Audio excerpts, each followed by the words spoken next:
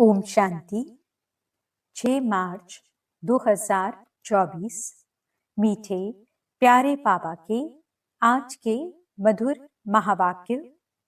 आज की मुरली के कुछ मुख्य पॉइंट्स।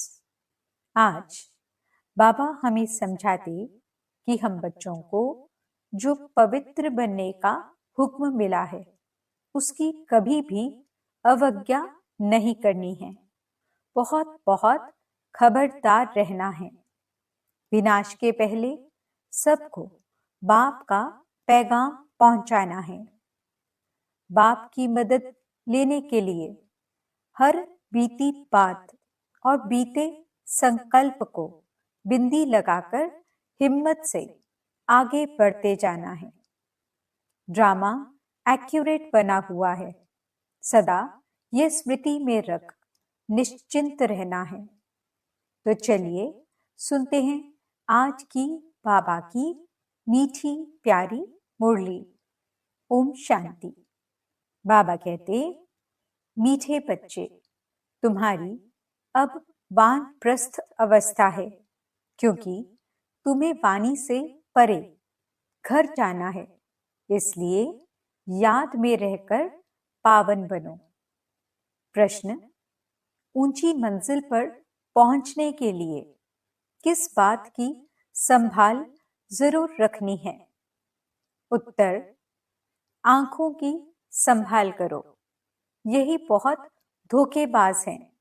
क्रिमिनल आंखें बहुत नुकसान करती हैं। इसलिए जितना हो सके अपने को आत्मा समझ बाप को याद करो। भाई भाई की दृष्टि का अभ्यास करो। सवेरे सवेरे उठ एकांत में बैठ अपने आप से बातें करो। भगवान का हुक्म है, मीठे बच्चे, काम महाशत्रु से खबरदार रहो। ओम शांति। मीठे मीठे रूहानी बच्चे यह तो समझ गए हैं, क्योंकि यहाँ समझने वाले ही आ सकते हैं।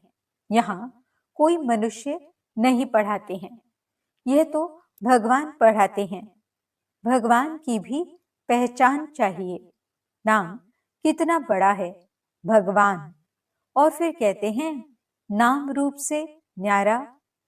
अब है भी जैसे प्रैक्टिकल में न्यारा। इतनी छोटी बिंदी है। कहते भी हैं आत्मा स्टार है। जैसे वे सितारे छोटे तो नहीं हैं, ये आत्मा स्टार तो सच सच छोटी है। बाप भी बिंदी है। बाप तो सदा पवित्र है। उनकी महिमा भी है, ज्ञान का सागर, शांति का सागर। इसमें मूंझने की कोई बात नहीं। मुख्य बात है पावन बनने की। विकार पर ही झगड़ा होता है। पावन बनने लिए पतित पावन को बुलाते हैं, तो जरूर पावन बनना पड़े ना। इसमें मूंझना नहीं है। जो कुछ पास्ट हुआ, विघ्न आदि पड़े, नई बात नहीं है। अबलाओं पर अत्याचार होने हैं और सत्संगों में ये बातें नहीं होती हैं। कहाँ भी हंगामा नहीं होता। यहाँ हंगामा खास इस बात पर ही होता है। बाप पावन बनाने आते हैं तो कितना हंगामा होता है। बाप बैठ पढ़ाते हैं। बाप कहते हैं मैं आता भी वानप्रस्थ अवस्था में हूँ। वानप्रस्थ अवस्था का कायदा भी यहाँ से ही शुरू होता है। तो वानप्रस्थ अवस्था वाले जरूर वानप्रस्थ में ही रहेंगे। वाणी से परे जाने के लिए बाप को पूरा याद कर पवित्र बनना है। पवित्र बनने का तरीका तो एक ही है। वापस जाना है तो पवित्र जरूर बनना है। जाना तो सबको है, 2-4 को तो नहीं जाना है। सारी पतित दुनिया को बदली होना है। इस ड्रामा का किसको भी पता नहीं है।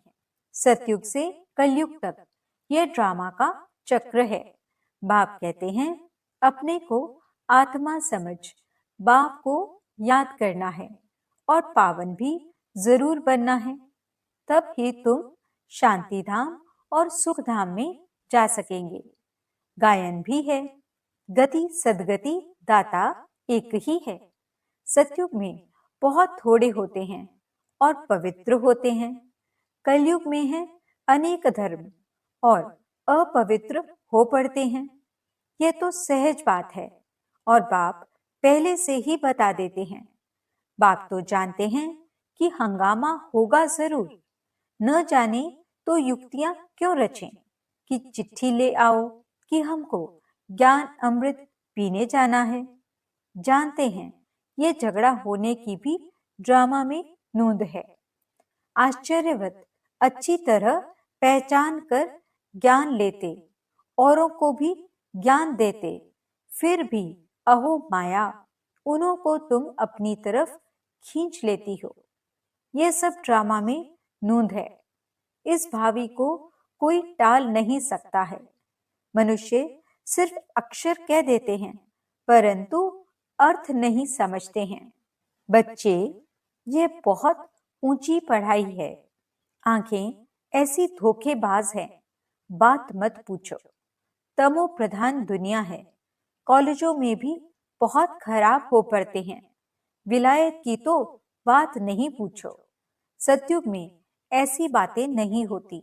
वो लोग कह देते सतयुग को लाखों वर्ष हो गए हैं। बाप कहते हैं कल तुमको राज्य भाग्य देकर गए थे, सब कुछ गंवा दिया है। लौकिक में भी बाप कहते हैं इतनी तुमको मिल्कियत दी, सब गंवा दी। ऐसे भी बच्चे निकल पड़ते हैं जो थक से मिल्कियत को उड़ा देते हैं।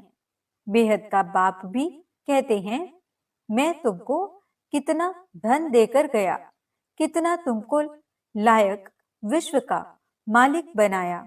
अब ड्रामा अनुसार तुम्हारा क्या हाल हो गया है। तुम वही मेरे बच्चे हो ना। कितने तुम धनवान थे। यह है बेहद की बात जो तुम समझाते हो। एक कहानी है, रोज कहता था शेर आया, शेर आया, परंतु शेर आता नहीं था। एक दिन सच सच शेर आ गया। तुम भी कहते हो मौत आया कि आया, तो कहते हैं ये रोज कहते हैं, विनाश तो होता नहीं है। अब तुम जानते हो एक दिन विनाश होना जरूर है। उनकी फिर कहानी बना दी है। बेहद का बाप कहते हैं उन्हों का दोष नहीं है। कल्प पहले भी हुआ था, 5000 वर्ष की बात है। बाबा ने तो बहुत बार बोला है। यह भी तुम लिखते रहो कि 5000 वर्ष पहले भी हूबहू ऐसा म्यूजियम खोला था भारत में देवी देवता धर्म की स्थापना करने। एकदम क्लियर लिखो तो आकर समझे। बाबा आया हुआ है। बाप का वर्षा है ही स्वर्ग की बादशाही। भारत स्वर्ग था पहले पहले। नई दुनिया में नया भारत हेवन था। हेवन सो हेल। ये बहुत बड़ा बेहद का ड्रामा है। इसमें सब पाठधारी हैं। 84 जन्मों का पाठ बजाए अब फिर हम वापस जाते हैं। पहले हम मालिक थे, फिर कंगाल बने, अब फिर बाबा की मत पर चलकर मालिक बनते हैं। तुम जानते हो हम श्रीमत पर कल्प कल्प भारत को स्वर्ग बनाते हैं। पावन भी जरूर बनना है। पावन बनने कारण अत्याचार होते हैं। बाबा बच्चों को समझाते तो बहुत हैं, फिर बाहर जाने से बेसमझ बन पड़ते हैं। आश्चर्यवत सुनंती कथंती ज्ञान देवंती अहो मम माया वैसा का वैसा बन जाते हैं और ही बदतर काम विकार में फंसे और गिरे। शिव बाबा इस भारत को शिवालय बनाते हैं तो बच्चों को भी पुरुषार्थ करना चाहिए। ये बेहद का बाबा बहुत मीठा बाबा है। अगर सबको पता पड़ जाए तो ढेर की ढेर आ जाए। पढ़ाई चल न सके। पढ़ाई में तो एकांत चाहिए। सुबह को कितनी शांति रहती है। हम अपने को आत्मा समझ बाप को याद करते हैं। याद के सिवाय विकर्म विनाश कैसे होंगे? यही फुरना लगा हुआ है। अब पतित कंगाल बन पड़े हैं, फिर पावन सिरताज कैसे बने? बाप तो बिल्कुल सहज बात समझाते हैं। हंगामा तो होगा, डरने की कोई बात नहीं। बाप तो बिल्कुल साधारण है। ड्रेस आदि सब वही है, कुछ भी फर्क नहीं। सन्यासी तो फिर भी घर बार छोड़ गेरू कफनी पहन लेते हैं। इनकी तो वही पहरवाइस है। सिर्फ बाप ने प्रवेश किया और कोई फर्क नहीं। जैसे बाप बच्चों को प्यार से संभालते, पालन पोषण करते हैं, वैसे यह भी करते हैं। कोई अहंकार की बात नहीं है, बिल्कुल साधारण चलते हैं। बाकी रहने के लिए मकान तो बनाना पड़े, वह भी साधारण। तुम्हें तो बेहद का बाप पढ़ाते हैं। बाप तो चुंबक है, कम है क्या? बच्चियां पवित्र बनती हैं तो बहुत सुख मिलता है। वह तो कह देते कोई शक्ति है, परंतु शक्ति किसको कहा जाता है वह भी समझते नहीं हैं। सर्वशक्तिमान बाप है, वे सबको ऐसा बनाते हैं, परंतु सब एक जैसे तो बन न सकें। फिर तो फीचर्स भी एक जैसे हो जाएं, पद भी एक हो जाए। ये तो ड्रामा बना हुआ है। 84 जन्मों में तुमको वही 84 फीचर्स मिलते हैं जो कल्प पहले मिले थे। वही फीचर्स मिलते रहेंगे, इसमें फर्क नहीं हो सकता। कितनी समझने और धारण करने की बातें हैं। विनाश तो जरूर होना है। विश्व में शांति अभी तो हो नहीं सकती। आपस में लड़ते रहते हैं। मौत तो सिर पर खड़ा है। ड्रामा अनुसार एक आदि सनातन देवी देवता धर्म की स्थापना, बाकी धर्मों का विनाश होना है। एटॉमिक बॉम्ब्स भी बनाते रहते हैं। नेचुरल कैलामिटीज भी होंगी। बड़े बड़े पत्थर गिरेंगे जो सब मकान आदि टूट पड़ेंगे। कितना भी मजबूत मकान बनावे, फाउंडेशन पक्का बनावे, परंतु रहना तो कुछ भी नहीं है। वे समझते हैं अर्थक्वेक में भी गिर न सकें, परंतु कहते हैं कितना भी करो, 100 मंजिल बनाओ, परंतु विनाश होना है जरूर। ये कुछ भी रहेंगे नहीं। तुम बच्चे यहाँ आए हो स्वर्ग का वर्षा पाने। विलायत में देखो क्या लगा पड़ा है। इसको रावण का पौंप कहा जाता है। माया कहती है हम भी कम नहीं। वहां तो तुम्हारे हीरे जवाहरों के महल होते हैं, सोने की सब चीजें होंगी। वहां तो दूसरा तीसरा माड़ा यानी मंजिल बनाने की जरूरत नहीं है। जमीन पर भी खर्चा नहीं लगता, सब कुछ मौजूद रहता है। तो बच्चों को बहुत पुरुषार्थ करना चाहिए, सबको पैगाम देना है। अच्छे अच्छे पंडे बन बच्चे आते हैं रिफ्रेश होने के लिए। यह भी ड्रामा में नूंद है। फिर भी आएंगे। इतने सब आए हैं, पता नहीं इन सबको फिर देखूंगा व नहीं। ये सब ठहर सकेंगे व नहीं। आए तो ढेर के ढेर, फिर आश्चर्यवत भागंती हो गए। लिखते हैं बाबा हम गिर गए, अरे की कमाई चट कर दी, फिर इतना ऊंच चढ़ नहीं सकते। यह है बड़े ते बड़ी अवज्ञा। वो लोग ऑर्डिनेंस निकालते हैं, फलाने टाइम पर कोई भी बाहर न निकले, नहीं तो शूट कर देंगे। बाप भी कहते हैं विकार में जाएंगे तो शूट हो जाएंगे। भगवान का हुक्म है ना, खबरदार रहना। आजकल गैस आदि की ऐसी चीजें निकली हैं जो मनुष्य बैठे बैठे फट से खल्लास हो जाएं। ये सब ड्रामा में नूंद है, क्योंकि पिछाड़ी में हॉस्पिटल आदि रहेंगे नहीं। झट आत्मा एक शरीर छोड़ दूसरा लेती है। दुख कलेश आदि सब छूट जाता है। वहां कलेश आदि होता ही नहीं। आत्मा स्वतंत्र है। जिस समय पर आयु पूरी होती है तो शरीर छोड़ देती है। वहां काल होता नहीं। रावण ही नहीं तो काल फिर कहां से आएगा? ये रावण के दूत हैं, भगवान के नहीं। भगवान के बच्चे तो बहुत प्यारे हैं। बाप कभी बच्चों का दुख सहन कर न सके। ड्रामा अनुसार कल्प का 3 हिस्सा तुम सुख पाते हो। बाप जो इतना सुख देते हैं तो उनकी श्रीमत पर चलना चाहिए। ये अंतिम जन्म है। बाप कहते हैं गृहस्थ व्यवहार में रह अंतिम जन्म में पवित्र बनना है।